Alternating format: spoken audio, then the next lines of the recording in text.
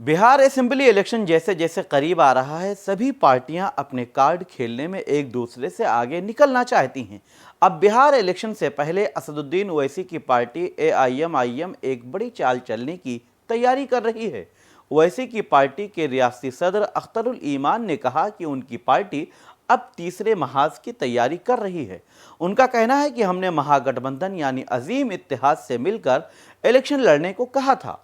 हालांकि अलायंस की तरफ से अभी तक कोई जवाब नहीं आया है। मुस्बत जवाब न आने की सूरत में हम अब तीसरे महाज की तैयारी के बारे में सोच रहे हैं। अगर महागठबंधन के साथ इत्तेहाद नहीं हुआ तो फिर हम तीसरा महाज बनाएंगे। आपको बता दें कि एक दिन पहले ही हैदराबाद के एमपी और पार्टी चीफ असदुद्दीन ओवैसी ने कहा था कि उनकी पार्टी ने इस सिलसिले में बिहार में अपोजिशन के महागठबंधन के लीडरान से राब्ता किया है। हालांकि जिस तरह से अजीम इत्तेहाद या महागठबंधन का जवाब नहीं मिला है, तो एमआईएम को अब थर्ड फ्रंट से ही उम्मीदें होंगी।